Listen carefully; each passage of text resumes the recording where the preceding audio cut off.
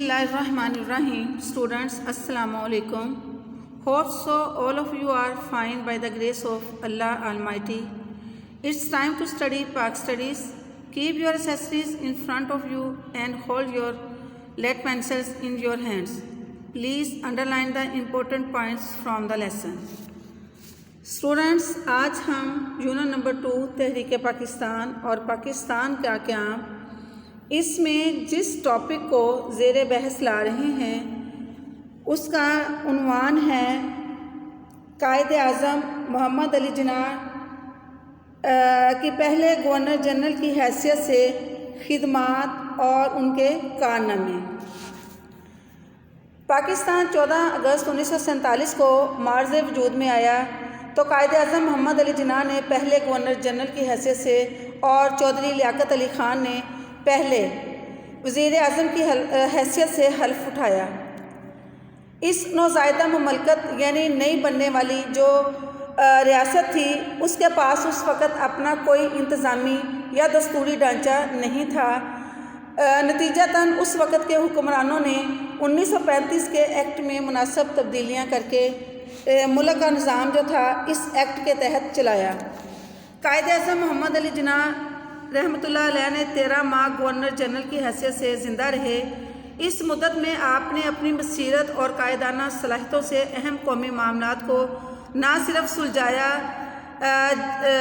इस अहसन तरीके से इन अहम कौमी मामलात को सुलझाया जिससे पाकिस्तान अपने कदमों पर खड़ा हो सका।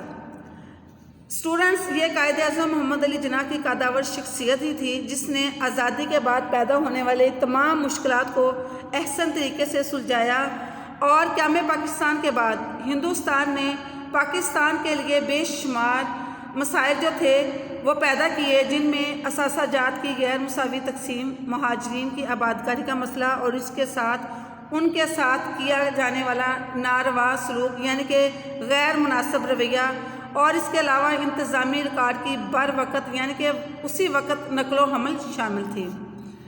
लेकिन कायद-ए-आज़म रहमतुल्लाह अलैह ने इन तमाम हालात की जो नज़ाकत थी उसको बांपते हुए फ़ौरी तौर पर सबसे पहले कराची को पाकिस्तान का दारुल हुकूमत बनाया। इसके अलावा पाकिस्तान का सेक्रेटरीट भी बनाया और तमाम सरकारी मुलाजमीन को मुकम्मल दयानदारी और ईमानदारी से काम करने की तलकीन यानी कि उनको हदायत की। आपने फ़ौरी तौर पर हिंदुस्तान से जो अफसरान की मुंतकली थी उनके लिए ख़ास गाड़ियाँ भी भिजवाईं और हवाई कंपनी के साथ एक मुआहदा किया जिससे सरकारी मुलाजमीन की नकलो हमल शुरू हुई। इसके साथ साथ आपने इंतज़ामी ढांचे की बेहतरी के लिए चौधरी मोहम्मद अली की सरगर्दगी में यानी कि उनकी रहनुमाई में एक कमेटी भी तश्कील दी। इसके साथ साथ आपने सिविल सर्विसेज का इजरा किया यानी कि सरकारी मुलाजमतों का इजरा किया और सिविल सर्विस अकेडमी भी बनाई।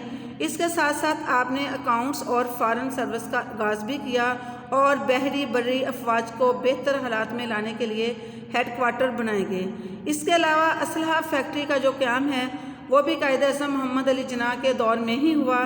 कायद-ए-आज़म मोहम्मद अली जिन्ना ने दूसरे मसाइल के साथ साथ ख़ारजा पॉलिसी की तरफ भी खुसूसी तवज्जो दी और हमसाया ममालिक और दीगर बड़े ममालिक के साथ ताल्लुकात को ना सिर्फ उस्तवार किया बल्कि उनके साथ कोशिश की कि हमारे जो ताल्लुकात हैं वो मज़ीद बेहतर और अच्छे ही रहें, और क्योंकि ये हमारी ख़ारजा पॉलिसी के बुनियादी मकासद में से एक अहम मकसद था।